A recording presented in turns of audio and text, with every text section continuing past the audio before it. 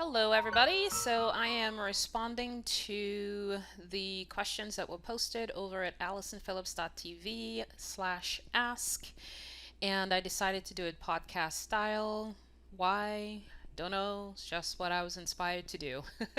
Synchronistically, I was putting up another video on my channel for a different group, and a private video for a different group, and I noticed that YouTube said, hey, we just want to announce to you that we now have this style of playlist called podcasts. I'm like, well, isn't that synchronistic? Of course you do, now that I am doing a podcast.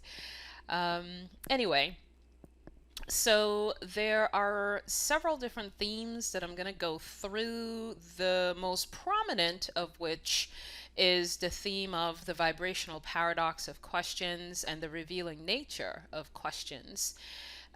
So we'll start there, but before I do that, I'm going to address a couple of things about our events.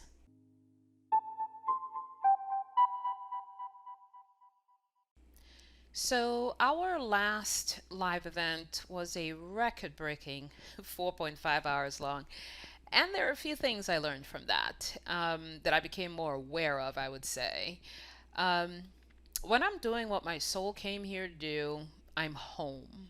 And time truly disappears, and I don't feel tired at all. Especially since we changed the time of our events and it's in the middle of the day on a Sunday.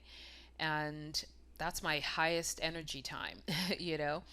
I also became more aware that there is no end to the questions and life experiences that come up for exploration and expansion. We explored a ton of life experiences when we got together the last time. It was a beautiful, beautiful unfolding. And I do get lost in the high vibrational energy of our events. You're asking, you're allowing, your curiosity, my curiosity, spirit intervening. I mean, it's just a beautiful unfolding overall. But I do need to take care of my physical body, because when that event got done, I literally got up from my chair, walked straight outside into nature, and spent about 2 hours sitting under a cluster of trees and just cloud gazing and just being.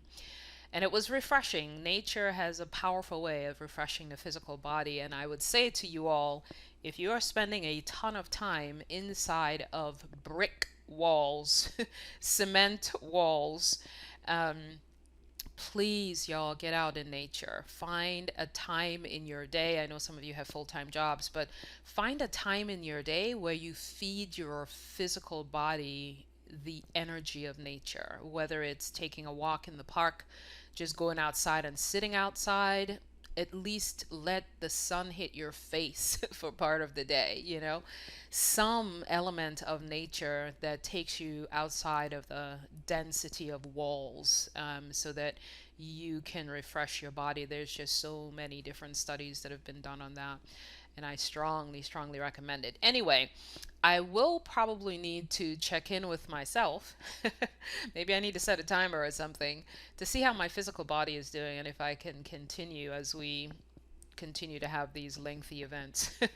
I don't know if I'll ever do a 4.5-hour event again, but I don't plan these things. I just kind of go with the flow. And like I said, when I'm doing what my soul came here to do, time truly disappears for me. I was shocked that most of you stayed. That was kind of insane. Not only that, you were suggesting we should do this every week. Which, by the way, is a little insane. No, it's not going to happen every week. So what I want to say about that is the events have to end at some point, right? And it probably is going to end somewhere between the 2 and 3 hour mark for the most part. If I'm not able to get to your question or your raised hand as we continue these free live events, feel free to go to AllisonPhillips.tv/ask and send your question there. I'll figure out how I'm going to respond. I don't pre-plan how I'm going to respond. Right now, it's in podcast format. How it's going to be going forward, I have no idea. I just flow with what is flowing. I will say that, when I put up that page, I really didn't set any expectations on when I'm going to respond. And I will say, please be patient, because I am really living at a very slow pace. I am slow living right now and getting into a lot of homesteading kind of activities. And I am in no rush. And I'm also living within the awareness that if you put a question there, not only is it there for me, but universal intelligence is also watching and listening, right? And can tend to your query faster than I probably can. So I'm not really worried about the timing of when I respond, but I will always respond. Going to shift now to the start time of our events. Over the past few months, we've received several different suggestions for alternative start times. People who live in different countries, people who are at work while we are meeting, people who feel like they can't stay up late enough for the entire event when we used to have it late at night. People who have other things going on during that time. And while I do very much appreciate that you all want to be present, I get it. I appreciate gathering with a community of spiritually awakening souls as well. So I understand your desire to be present when other souls, like-minded souls, are gathering. To discuss our awakening journey, and having a group of people who can understand kind of what your life explorations are, and exploring life through the perspective of being spiritually awakened. So I appreciate that everyone wants to be there and wants it to happen at a time when you are available. There are three things that I want you to keep in mind when you're suggesting a time. First, whatever alternative time you are suggesting is one that works for you. There is someone else in our community for whom it will not work, myself included. Secondly, the way in which I choose a time is to become really, really still and go with the time that feels right for me. And I allow the universe to take care of the rest. And the third thing is, what I mean by that is, if someone is not receiving inspiration, insights, uplifting experiences, support, etc., through this community of awakened souls, I honestly fully trust that the universe will provide for you another avenue for receiving that or something even better. So I don't worry about the start time and people not being able to make it. I trust that you are in good hands. I really trust that everyone is in good hands, meaning you are in the hands of your higher self, the universal intelligence source. You are taken care of, my friend. We are just having these events to add to that already well-being state that we were born into, and well-being is indeed our natural state. Okay, and that's all that I wanted to share regarding our events. So we'll dive right into our next segment.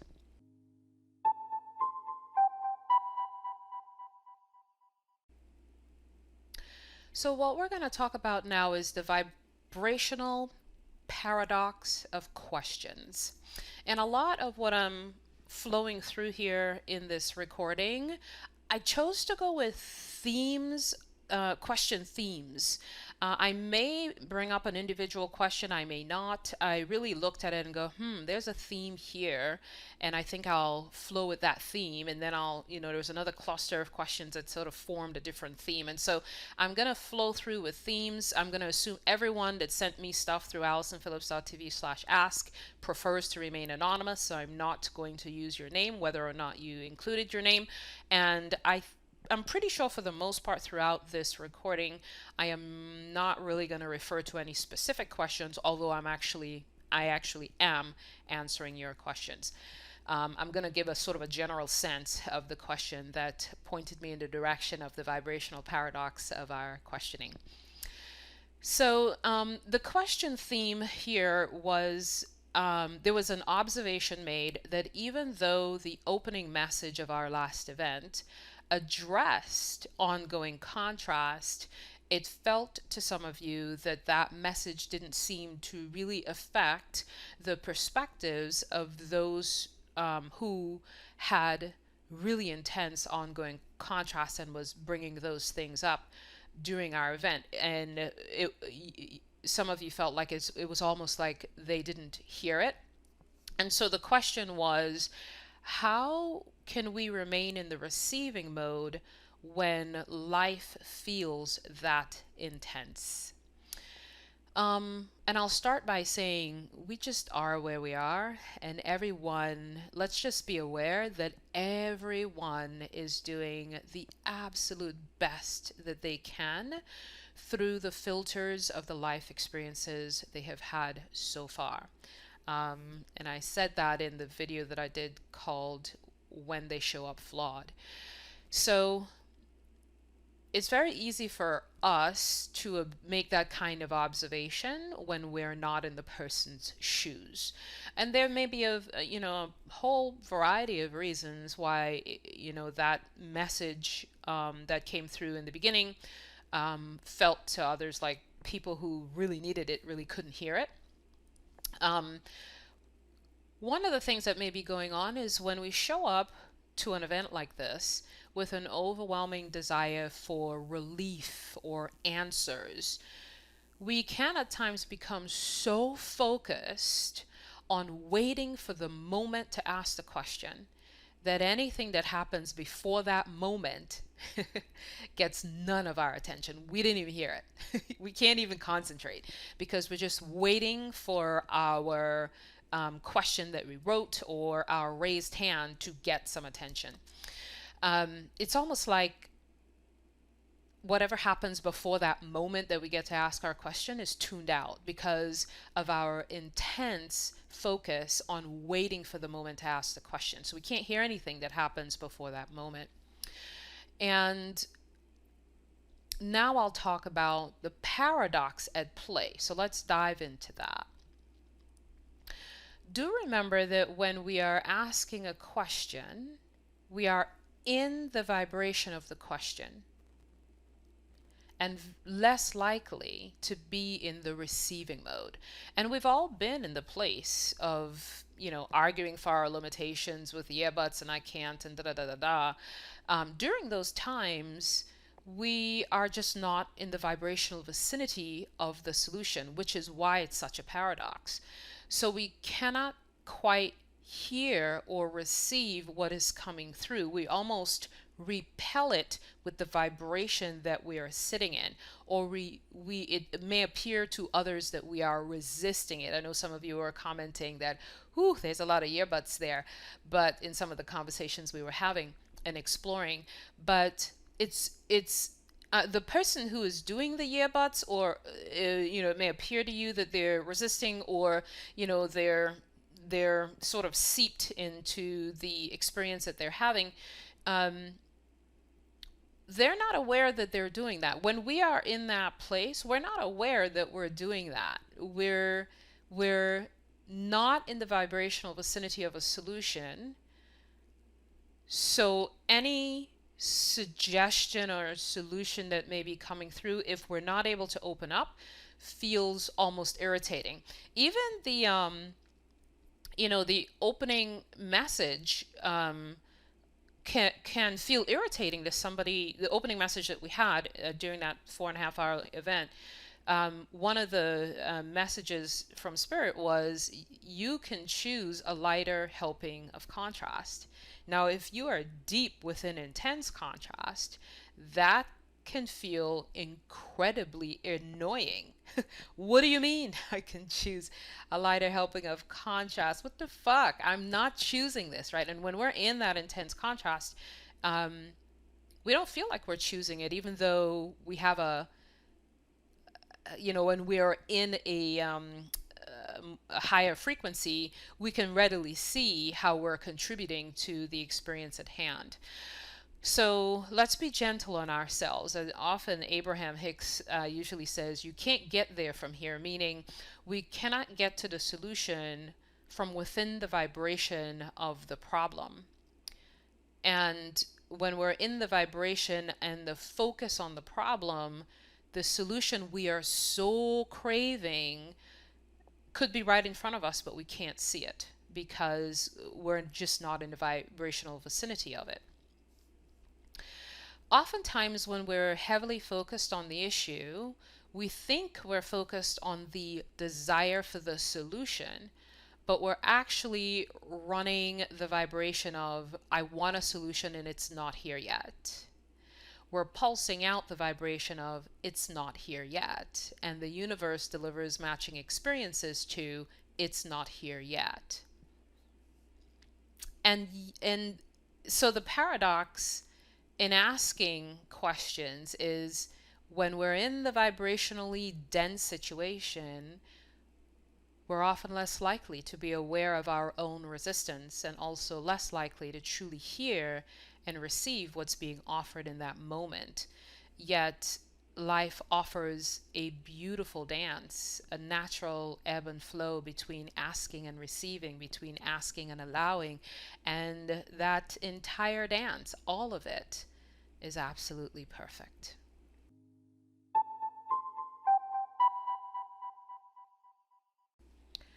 So let's explore a related theme, which is the revealing nature of questions. Another great way to tell where we are vibrationally, because I think it's beneficial to be aware of our vibrational state when we're in live events like that, so we can kind of tell what we're in the vibrational vicinity of. Another great way to tell where we are vibrationally is by the questions we are asking. Questions are very revealing. For example, during our last event, a question that came up for exploration, sort of a life experience, was, am I blocking the manifestation of a lover?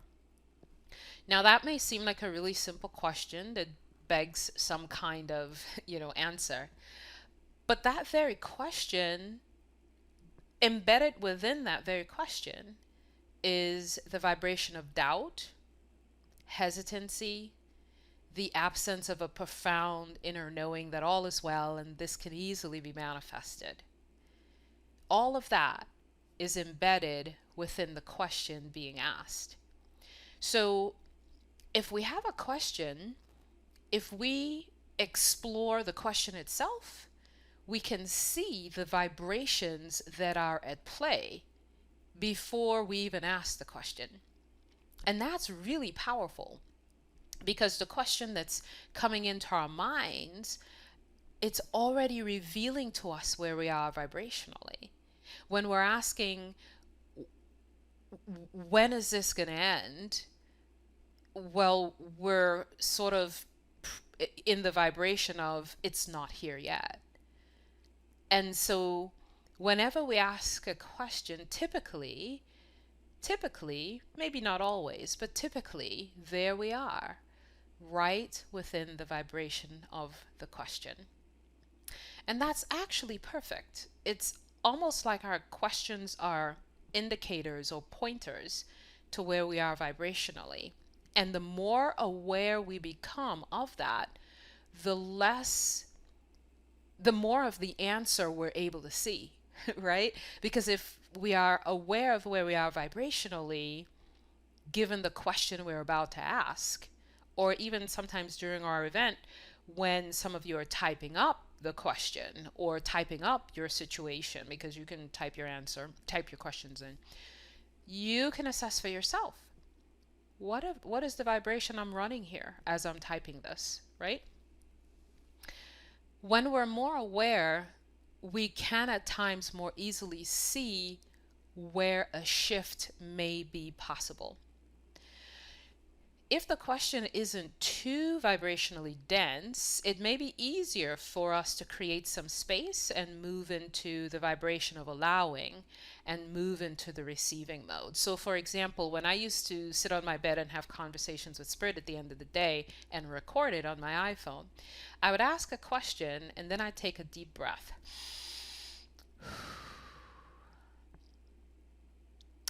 to put some space between the vibration of the question and moving into the receiving mode for the answer.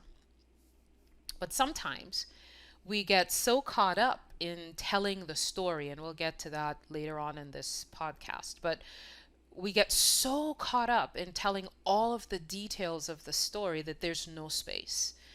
We're not able to create any space. We're just so wanting to convince the listener of all the details of how life went wrong or how life is not going well, that there's just no space. There's just a pretty strong running of energy around the thing that isn't going well. Um, Even when there were a couple of times during our event where I was wanting to listen to what Spirit has to say for the person that was in the intensity of contrast, and I was getting in the way myself because, much like the person asking the question, I wanted Spirit to give a definitive answer to help this person, damn it, you know? And we all want relief for them, which is the next segment I'll go to in a minute. But we all want relief for this person. And I remember during our event where I said, I have to take some space here and get out of the way because I'm wanting Spirit to give a specific answer to help the person for them to feel relief. And I am not feeling like Spirit is giving an answer per se. I'm hearing a response, but it's not an answer, and I have to get out of the way to let the answer come through. And you all saw when I did that, I zoned out. I completely zoned out as the response was coming through. But I had to stop and be aware of where I was vibrationally to allow that to come through. So back to the question asked earlier in this audio, during our events, what can we do when we feel sort of swallowed up in the vibration of the question? What can we do to move more into the receiving mode? I don't know that there's any one thing. There's no the answer in anything that any of you have asked. I'm always very much aware that I'm simply offering a perspective, and that's what I'll do here. So first, know that this is all okay. Whatever is going on is perfectly fine. From the perspective of Source, there is no judgment, there is no better thing you need to be doing. It's just we are where we are and it's human. So let's be easy on ourselves and really amp up self-compassion. Spirit will never get tired of our questions and our journey, and there is zero judgment around any of it. And I do invite all of you to release self-judgment when you reflect on those times and it may seem to you that you just couldn't hear the message or you couldn't receive the message or you were frustrated with what was coming through, and often because we're just not in the vibrational vicinity of what's coming through, and that's all okay. Sometimes the thing that is bringing us the greatest amount of angst is the thing that we insist on focusing upon because we so want relief and we so want the clarity of a solution, yet maybe choosing to simply listen even though it feels irritating, or to not get a clear this is what you need to do kind of answer, because sometimes Spirit is aware that the person is not in the vibrational vicinity of that and wouldn't be able to receive it anyway. So what's coming through is something that Spirit felt was more conducive to the vibration that the person is in. So simply choosing to listen and maybe take notes may actually be the path of least resistance in that moment. Often we feel an urgency to reach for a solution, but whenever we feel that urgency, we're actually in problem solving mode. And problem solving mode and solution allowing mode are opposite vibrational frequencies. And the more we become aware of that, it's a really good thing to become more aware of our vibrational state so that we can be easy on ourselves as to what may be possible to receive in that moment. So if you show up to our events with what feels like a burning question and a really tough situation, maybe take a moment before you ask your question to say, Take a deep breath. What is my vibrational state in this moment?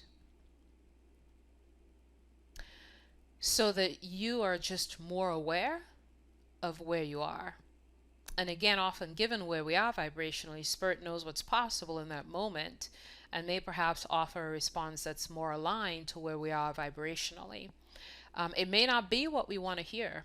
It may not be the absolute answer that we want to hear in that moment, but it may be what's most relevant and most needed at that time.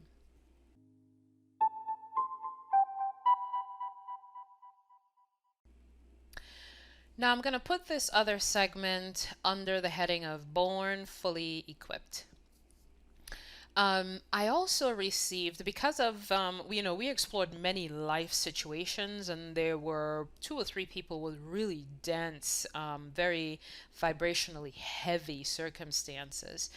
And I received a handful of suggestions from some of you for others who expressed life circumstances that were vibrationally heavy.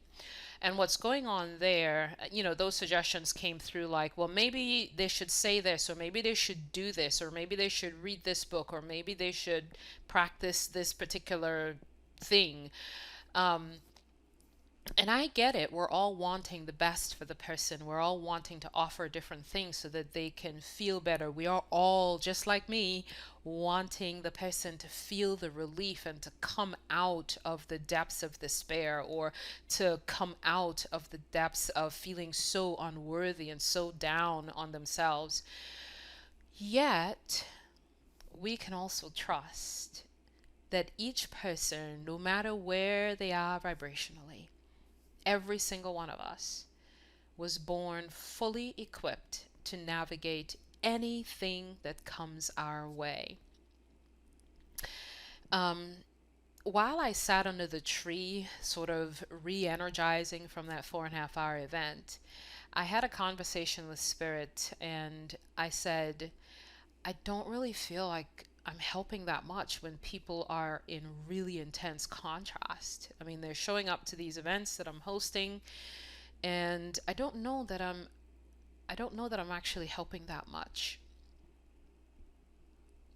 And this is what I received from Spirit.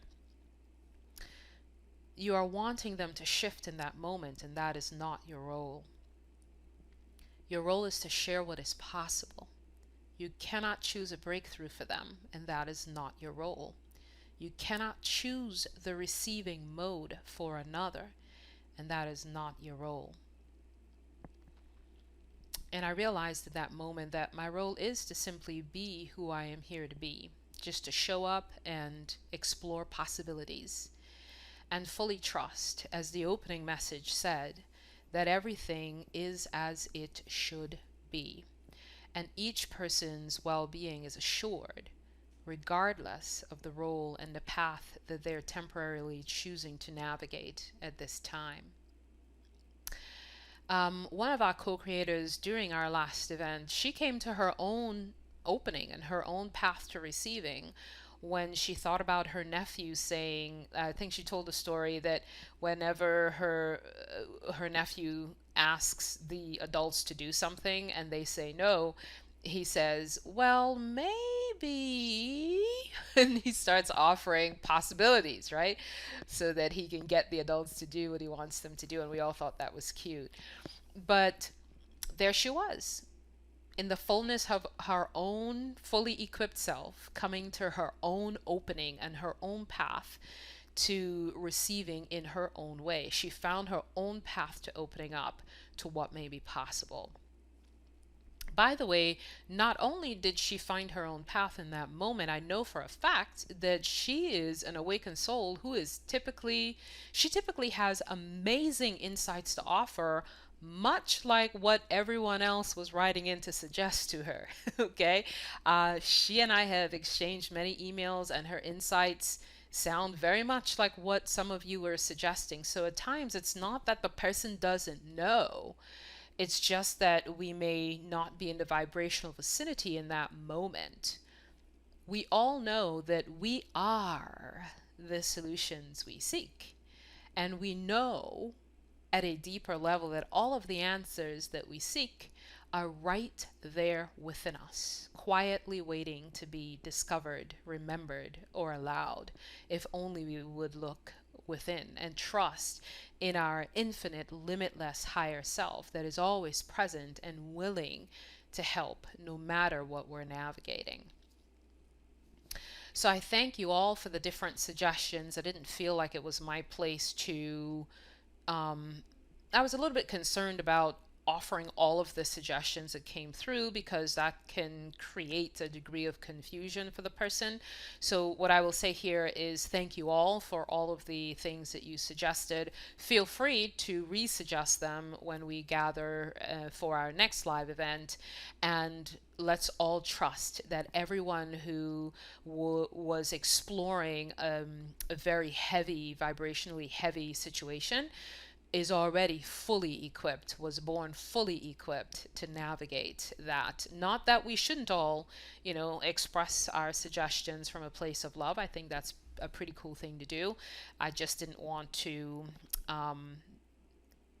present a bunch of things that may be confusing to the person. But during our live events, yes, feel free to share different things and, contribute to the exploration that we are all in that moment. So again, thank you for your compassion for that person, because I felt the compassion as you each wrote your suggestions.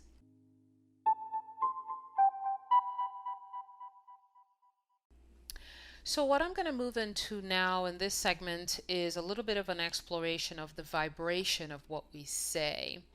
I did a conversations with Spirit Live event a while back, and the title of it, I believe, was Upshifting the Vibrational Frequency of What You Say. What I wanted to add here was everything is energy. Whatever words come out of our mouths, there we are, vibrating that reality.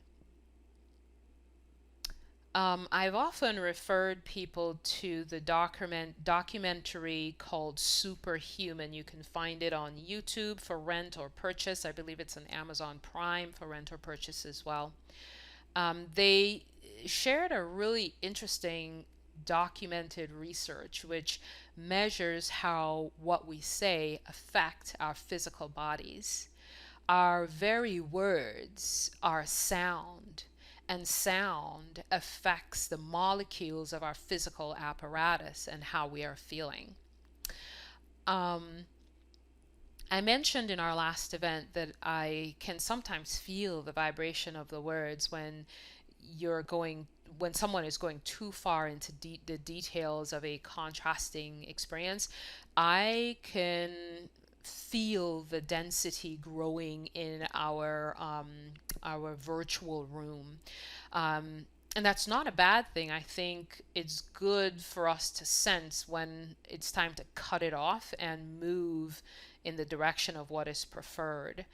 But when we are uttering the story, and we'll explore in a minute why we continue to tell the story, but when we are uttering the story of density, when we're telling the story, when we're feeling compelled to share all of the details of the story, at the same time that we're doing that, our body is feeling the energy of the words that we are offering, because behind the words is the vibration being offered at the time.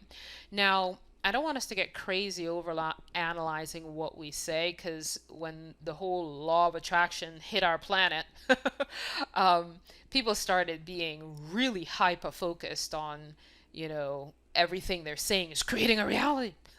It's like, oh my God, I'm creating a bad thing. So I don't want us to go there. I'm just sort of wanting to raise awareness that we are always creating and affecting our reality through what we are saying.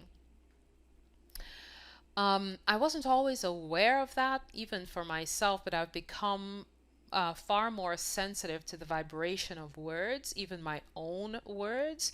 And as I mentioned earlier, I can sense when the words are expanding or even constricting when someone is sharing their story. So sometimes you'll see me read something someone says, and I'll take a deep breath and I'll go, oh, whoo, I feel, oh, that's heavy. It's almost like I feel my breath being taken away. I feel almost like I can't breathe clearly because of the density of the words that was chosen in that moment. And you don't have to worry about me. I'm just sharing that the same thing that's happening to me is happening to you as well, in terms of the frequency of your vibration and the frequency that you're running at the same time. You just may not be aware of it. Um, and Yeah, let's take a dive into why we continue to tell the story. I think this is a good segue into that segment.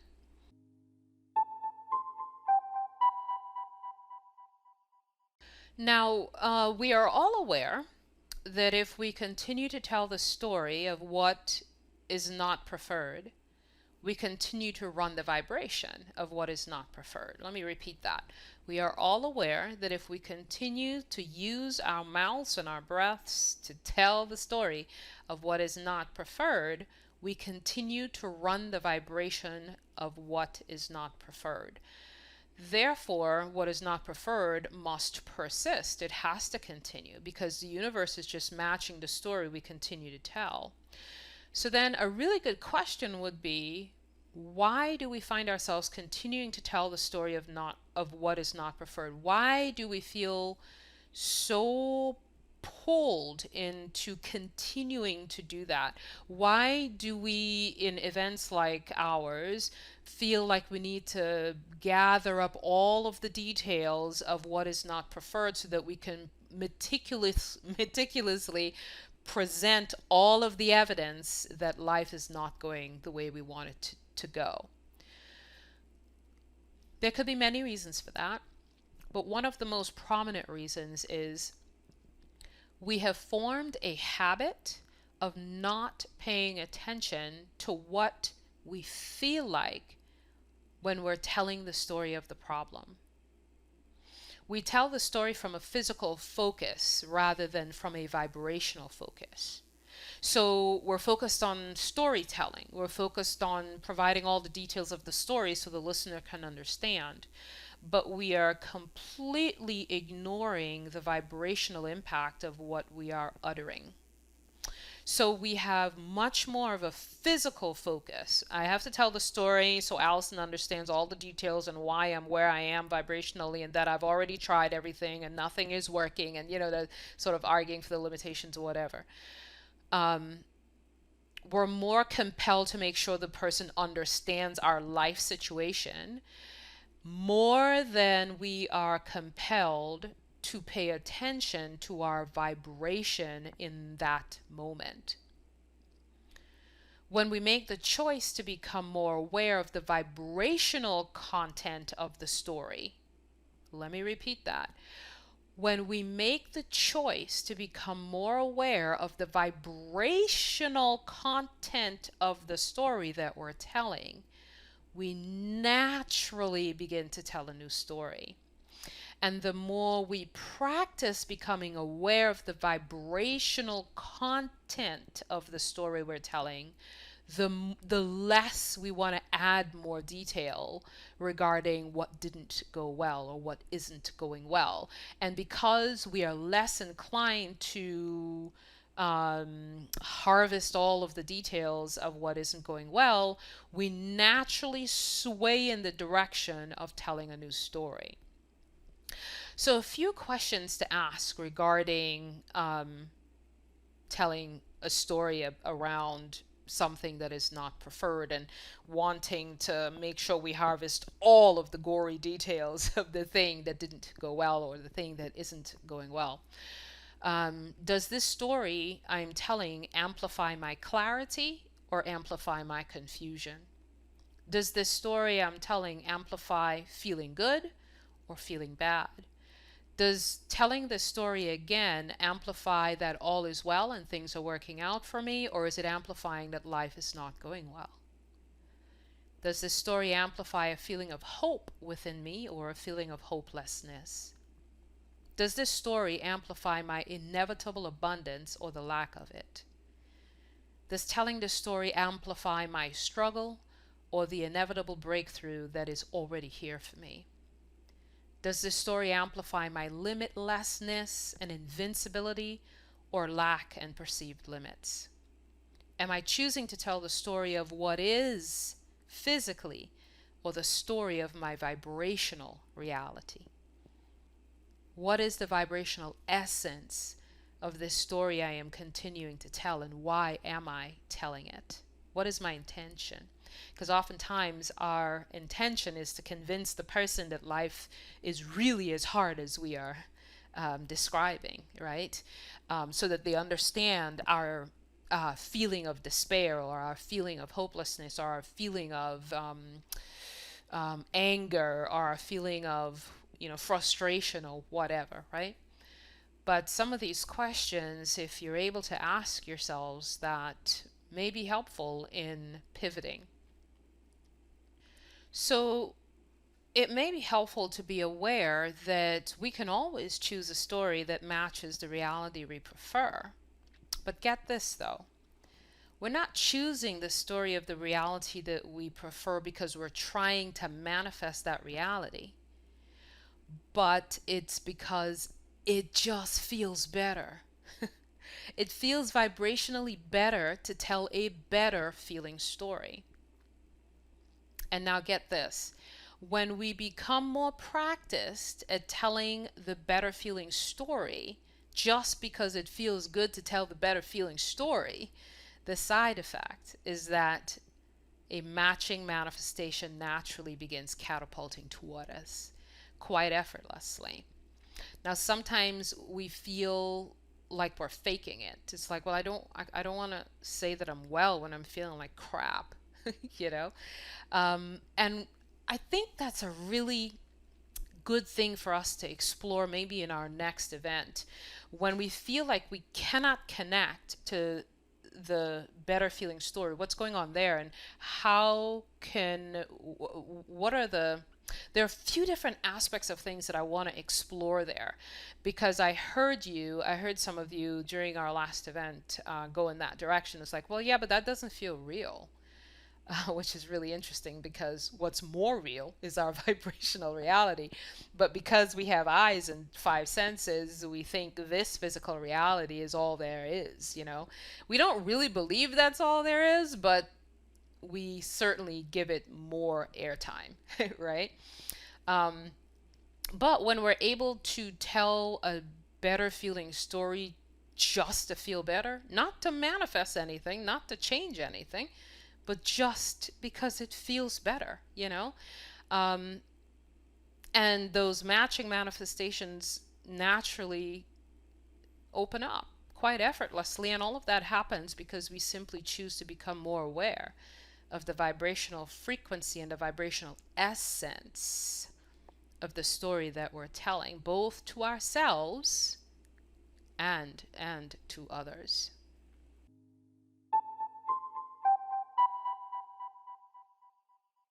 So let's explore referencing the past. One of the messages that came through during our live event was the word pattern.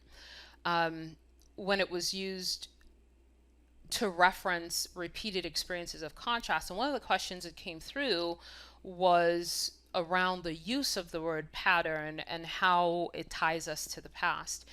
So I don't think there's any inherent wrongness in using the word, but the invitation was to become more aware of where this puts us vibrationally. So being more aware of where any references to past contrast puts us vibrationally in the current moment. So when we say I'm having there's this pattern that keeps repeating in my life, you cannot say that without moving your vibration into past experiences. And if we choose to be anchored in past experiences, we're also choosing to not move forward. So, for whatever reason, in physical form, the density of past or even present experiences of contrast can feel quite irresistible, even for me. At times, there are times when I'm like, why am I continuing to focus on this? This just doesn't make any sense. It's like contrast is an elixir that becomes intoxicating. We can't stop sipping on it, And the minute we sip on it with our focus, we feel continuously drawn into the density of the past contrast mentally and emotionally.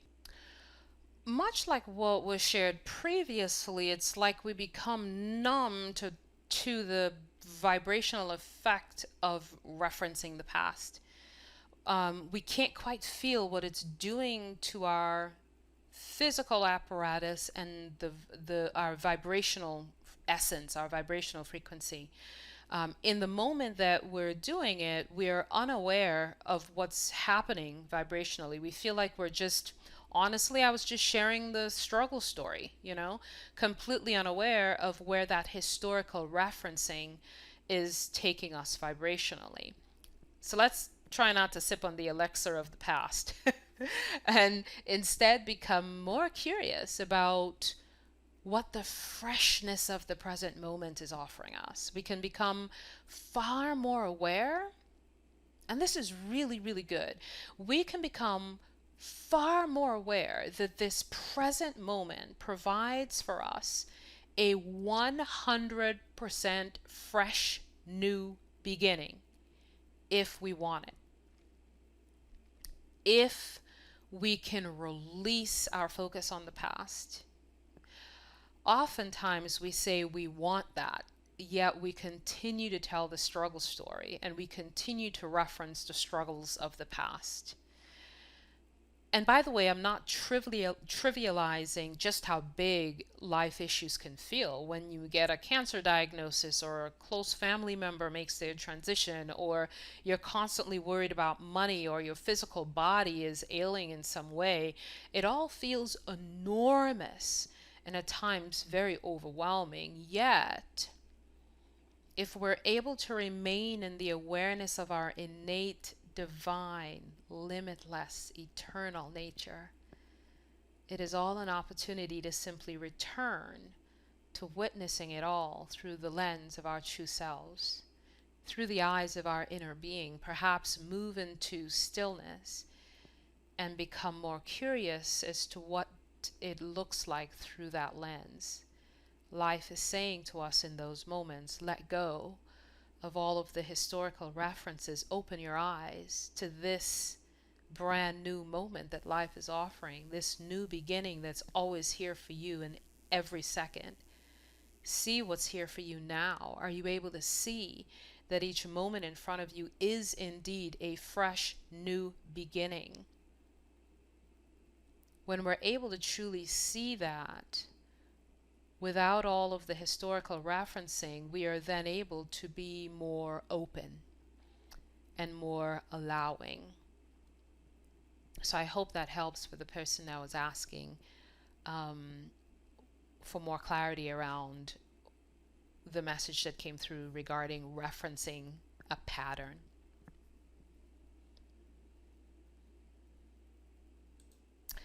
I heard Joe Dispenza say recently. I started rereading his book, Becoming Supernatural, again, and it's fun. It's interesting to reread books when you are in a different place vibrationally.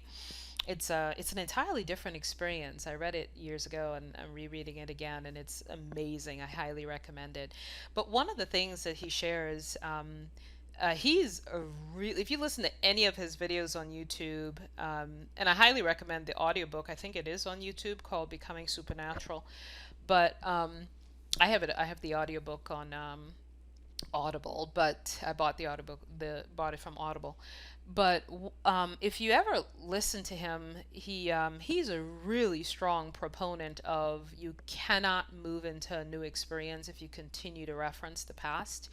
And one of the examples he was sharing, and I can't remember where I heard it, I don't know if it was the audiobook or some random YouTube video, but he was saying when we have a recurring pain, without even realizing it, we're always looking for the pain.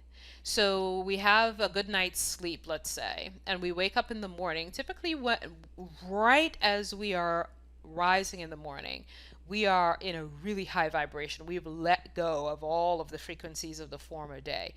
But very quickly, our mind, this is the story Joe Dispenza was telling, our mind goes, where's the pain? Which is really interesting, right? We go, where's the pain? Like we wake up and our mind says, where's the pain? So we're trying to locate the pain again. We're trying to find the pain, which seems counterproductive and counterintuitive. Like, why would I be trying to find the pain? How come I'm not waking up saying, where's the healing? you know? But it's because we have practiced the same quote unquote pattern every single day or year after year after year, and it becomes so rehearsed and it doesn't feel like we're rehearsing it, right? It doesn't feel like we're creating it never does. But we if we are to become more aware of the vibrational essence of how we are being, we become more aware of how we are contributing to the experiences that we're having, not to go into a place of self condemnation or self blame, because that's not going to help, you know? So it's more for us to become more aware of where we are, more aware of our vibrational essence. As I mentioned earlier, the reason why we continue to share the same story over and over with everyone that wants to listen to it, or, everyone that can seemingly contribute to helping or whatever. The reason we continue to tell the story over and over is because we're continuously living in the unawareness of what telling that story is doing to our physical apparatus, the molecules in our body, and our vibrational essence. Joe Dispenza has so much scientific evidence of that, overwhelming scientific evidence of simply focusing on a different story. And we can do that, at any time. At any time. Um, we can choose, if we can become aware that we can choose our thoughts in any given moment and we can choose our focus in any given moment. Like if your mind is like, where's the pain? You can go, I am creating a new reality. So let's just focus on where is my healing and what does that feel like? Like, what does that feel like? What does healing feel like? And go all out on the emotions and the essence of what healing feels like, And if we can feel that more often and become more, I hesitate to use the word practice, so it's not work. It's just becoming aware that we can choose a different focus in any moment. When we become more aware that we can choose a different focus in any given moment, and we become more aware of the vibrational essence of what we're saying, we're more apt to make that shift and to really step into a new beginning in any moment. It's a powerful thing, it truly is.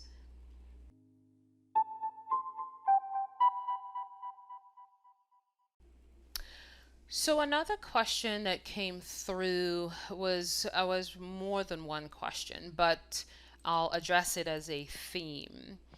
How do we know that we are in alignment with the doneness of a preferred reality? I don't think there's any one path. As I repeatedly say, anything that I'm offering is simply a perspective. It's not the answer, it's just a way. Take what resonates, discard what does not throughout this entire recording. Please remember that. But we all know that in the moment that we ask for any guidance or any solution or any clarity, it is already done. It is complete. It is here. It is ready for us to move into the vibration of allowing so that we can manifest in our physical reality. But how do we know that we are in alignment with the doneness of our preferred reality? I think there are many different ways to know. But what feels easiest to me is to simply share an example from my own experience, what that has looked like and felt like in my own experience. So I have some interesting philanthropic desires at the moment. And when I first had the ideas, I was more in the vibration of questioning what may be possible and in conversation with Spirit, asking questions about certain things. And we already know questions are revealing, it tells us where we are. There was an initial wondering about what was possible and how might it be possible. And at a certain point, I remember aligning with, yeah, but I'm infinite. And I've talked about that in other events that we've had. I'm limitless. This is actually already done. And each time I thought about it, a smile came over my face. And because it feels so done.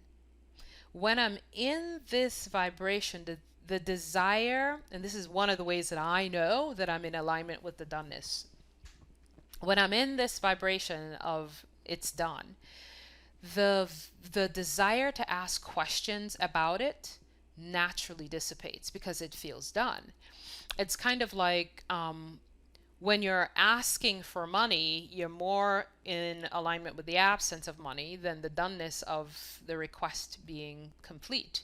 When you feel like it's already done, there's an excitement and a vibrational essence of excitement that kind of takes over your physical body. At least that's what it feels like to me.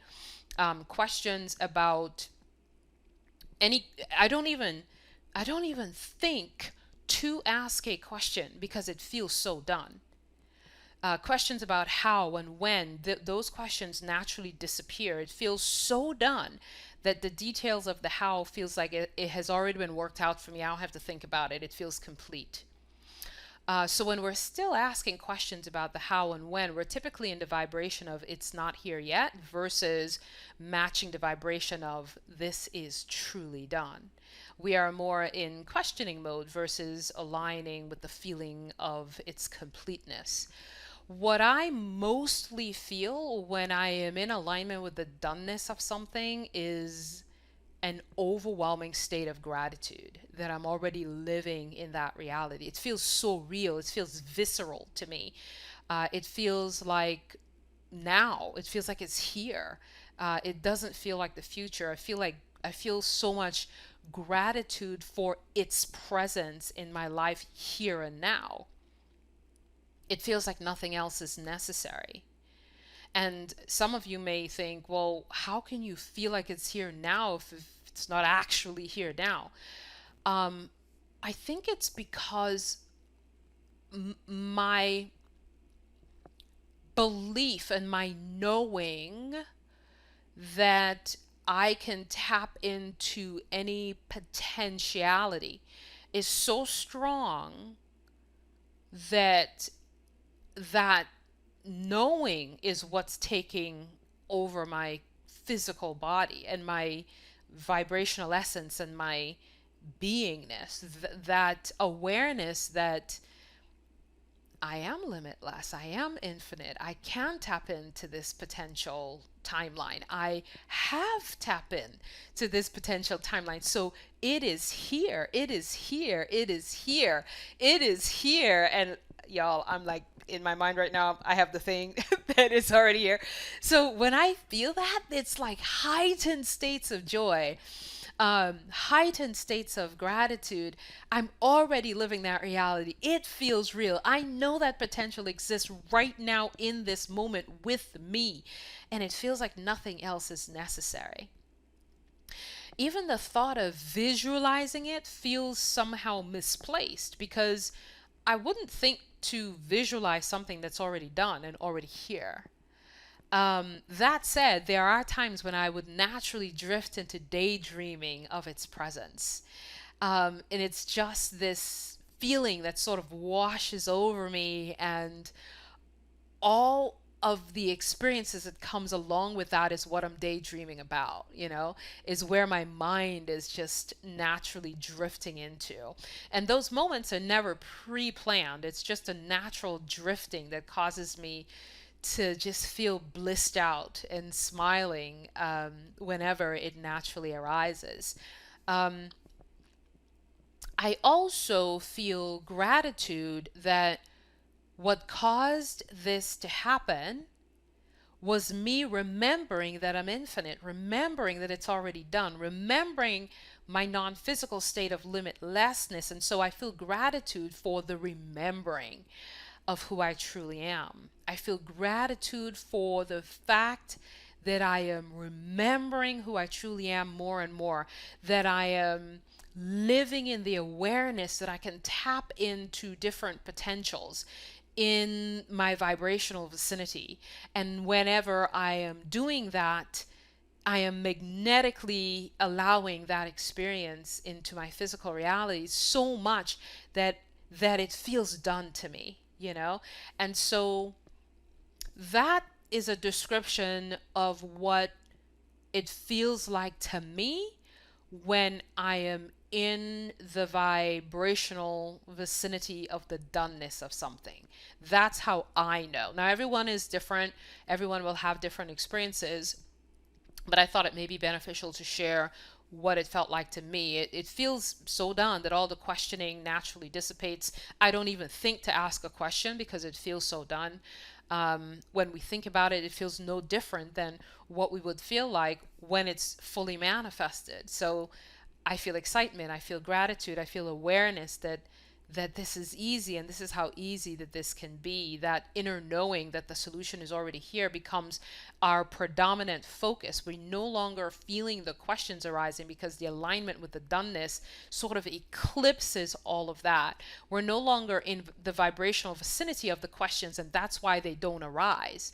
When we're in the vibrational vicinity of the questions, we're not yet feeling the doneness. So the questions, there's space for questions. But when we are in vibrational alignment with the doneness, we're no longer in the vibrational vicinity of the questions or the problem or the challenge. The absence of that thing or experience, we're no longer in the vicinity of the absence of it, because we've moved into the vibrational vicinity of embodying the presence of it. So I hope that makes sense.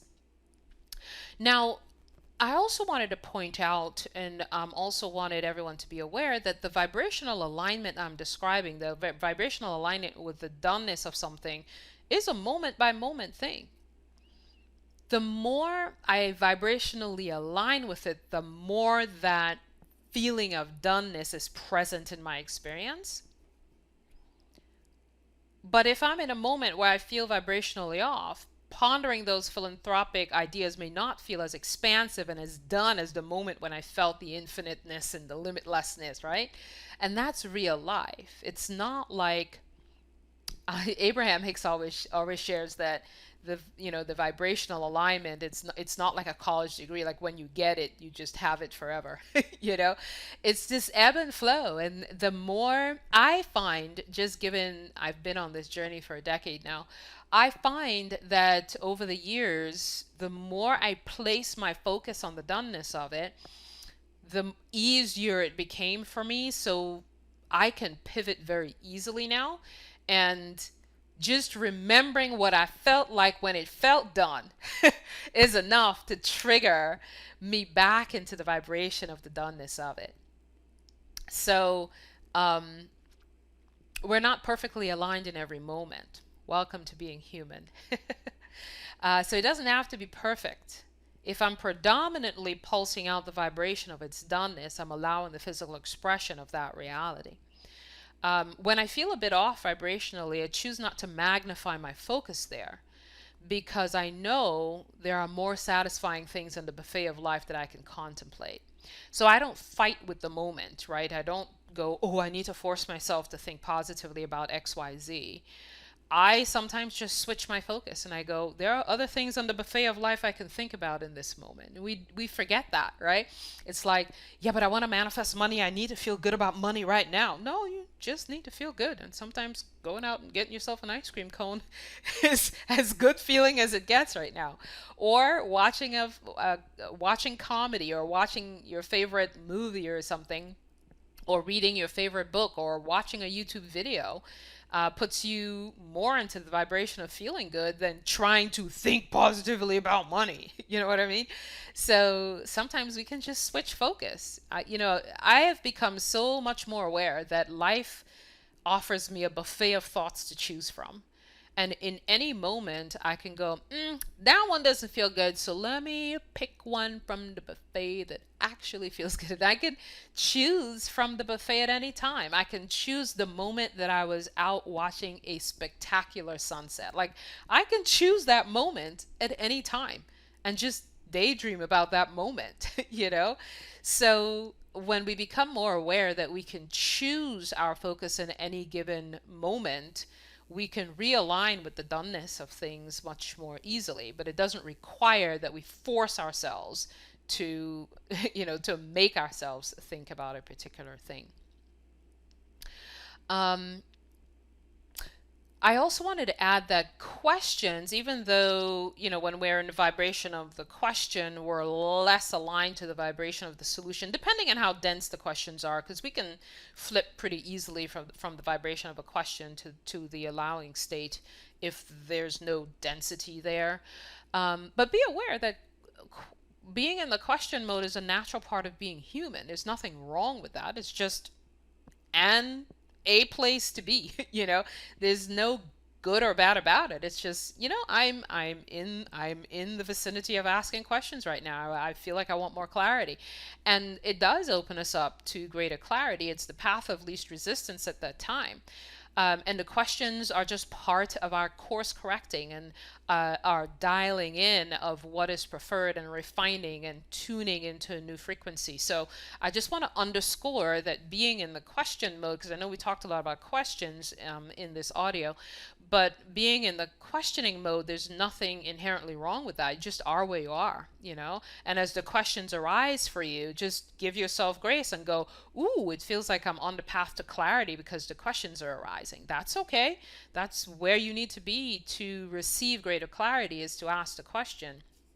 And might I add, questions inspired this entire audio, which is going to be out on YouTube, helping whoever clicks on it that I don't even know. So I appreciate the dance between asking and allowing. I think it's just a natural part of being human.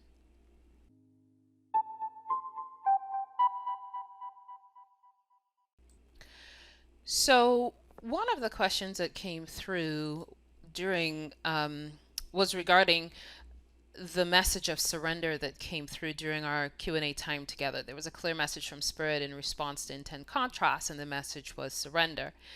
One of the follow-up questions was, what does that even mean?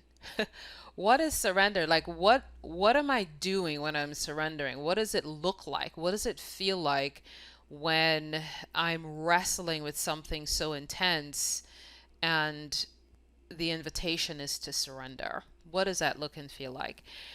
And I don't know that there's any one answer to that. As I often say, I can only offer what perspective is coming to me in this particular moment, and so that's what I will do. But I don't think, I mean, it depends on the situation what surrender actually looks like. So it can mean many different things depending on the situation, but I'll offer my current perspective. First, I'll say that it is not giving up on the possibility of solution. It's not that we're being asked to just grasping for the words here. It's not that we're, like, for example, if you got a medical diagnosis that seems pretty dire, and you're receiving or being invited into surrendering, it's not like you're giving up on the opportunity for healing, for self-healing or healing through some other means, right? It's not that you're giving up on the possibility of receiving your healing. It's not even that you do absolutely nothing, right? So let's just say you got some kind of medical diagnosis and it feels better when you buy a certain product to make yourself comfortable or whatever it is. It's not that we're being asked to do absolutely nothing. In fact, it's not about doing at all. It's about our predominant vibration. It's a vibrational invitation to move from mental and emotional misery into a state of peace. That's my current perspective. Surrender, meaning I choose to give this completely over to my higher self rather than continuing to wrestle with the perspectives of the mind. I choose to surrender to the unknown. So, for example, how long will this be in my life? I don't know. What is this here for? Why is it here? I don't know. What will my life become? I don't know. When will the solution come? I don't know. When will this end? I don't know. I do not know, and I choose to surrender to the unknown. And within surrender, peace naturally arises as there's no longer anything for the mind to desperately try to figure out. But the mind will fight us on surrender. The mind does not like that option. The mind is hell-bent on, I must find an answer and a solution.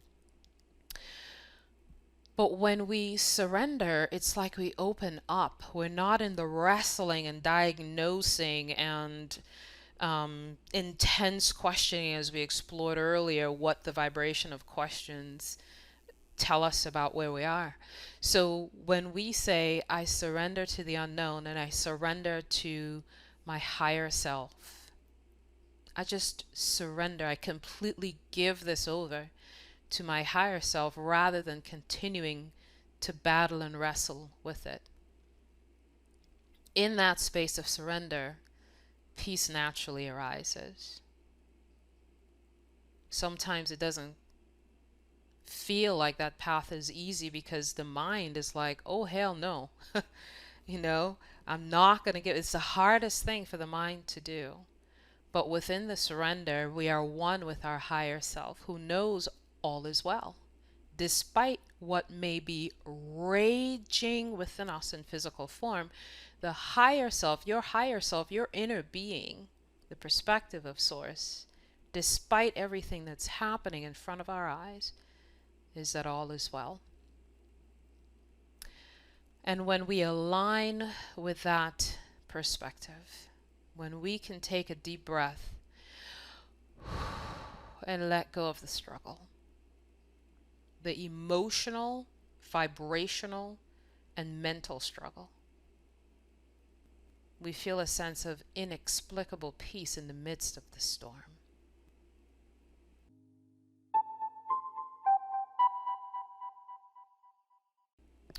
So we have just a couple more topics and then we are complete for this audio. So there was a theme around waiting for something to manifest, questions around waiting for something to manifest. And I wanted to share a couple of things for anyone listening to this who feels like that's where they are. I feel like I'm waiting for this thing, this beautiful thing to come about, or waiting for this thing to manifest. There's something within that I felt may be beneficial for others who feel that way. So for anyone who's waiting on something to manifest, there are 3 really key things that I want to share about that. Think about that one thing that is being waited upon and realize that that is one of countless possibilities that may be available for you to have the experiences that you want to have. One of countless possibilities available for you to have the experiences that you desire to have. When we have a strong inner knowing that it is only one of many, it feels easy to let go of the focus there and instead fling the gates of abundance wide open, whether it be financial abundance, mental abundance, emotional abundance, relational abundance. We just go, this is the only way that I could think of this working out, but I know my little human brain, magnificent as it is, typically can come up with just 1 to 3 things, 1 to 3 solutions to this particular thing. So I say this or even something even better. And I don't need to wait because I know the universe has countless ways of moving me from where I am to where I desire to be. Countless. Honestly, ponder that. The universe has thousands of options to move you from where you are now into your desired reality.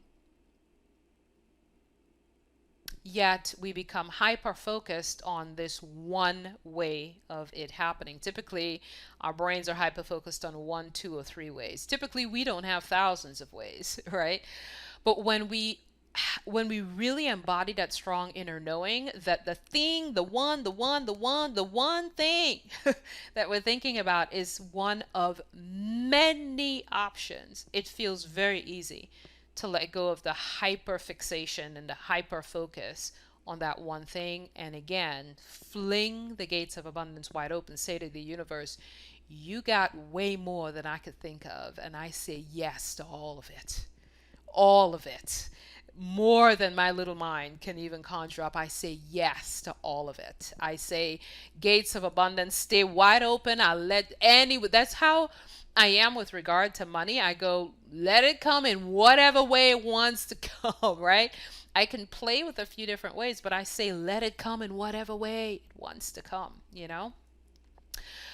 Um, so those are the two. So the number one was the one thing that is being waited upon is one of countless possibilities. The second thing is when we have a strong inner knowing that is only one of many, it feels easy to let go of the focus and fling the gates of abundance wide open.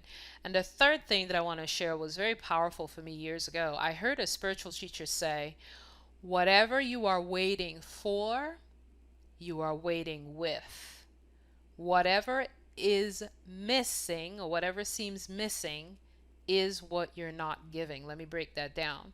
It's very true, because let's take the part, whatever you're waiting for, you're waiting with. The very process of waiting is quite heavy with the vibration of it's not here yet. And the universe simply matches the vibration and continues to have that thing not be here yet. So when we're able to shift into the vibration of it's done, we're not waiting, we're celebrating. We're in gratitude, we're in joy, we are picturing all of the different things that we're doing with its doneness. You know, we are preparing for the experience of its doneness, right? Because we know it's here, right? It's right at our doorstep, it's here. And the other part, whatever is missing is what you're not giving. Meaning the vibration of its doneness, give that vibration, and the universe will match that. So what we perceive as missing is we don't have this yet, we don't have this yet, we don't have this yet, which means we're giving off the vibration of it's not here yet. But if we give what is truly missing, which is the vibration of its doneness, when we give that, the universe then matches that.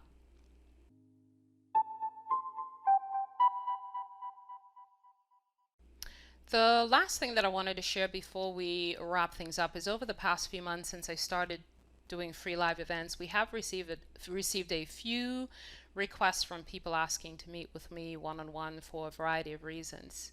And my assistant has kindly declined all of those requests. What's happening for me is when I choose to connect with someone privately one-on-one, it is genuinely because I feel strongly, divinely, and intuitively guided to do so.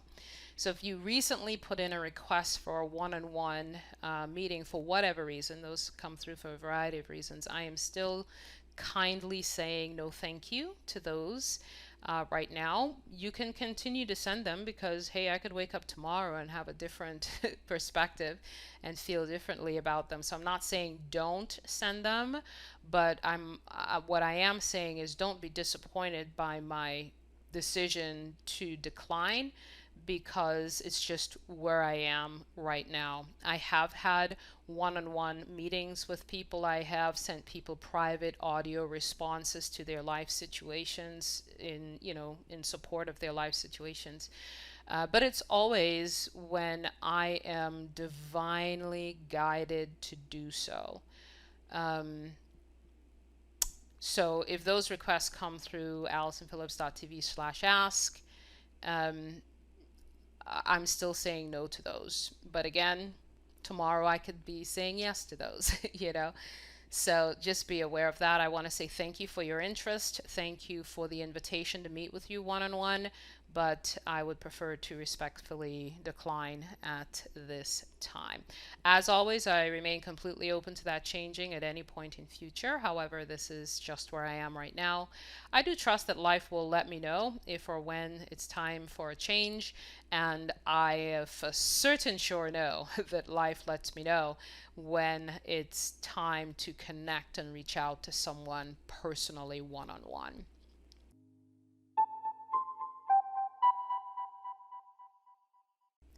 And lastly, there are a small handful of you that ask questions about day trading in the stock market. Please do not use AllisonPhillips.tv/ask for that purpose. It is not the intention of that webpage. But I did create a separate audio podcast for those of you who did ask about that. I do believe my assistant has already sent that out to you all.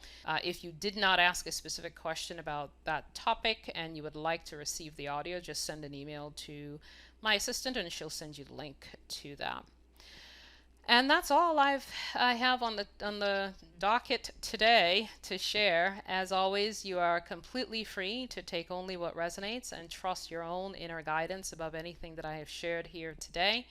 I'll see you all at our next free live event, and you can find out when that is at AllisonPhillips.tv/live or AllisonPhillips.tv/events. That leads you to the same page.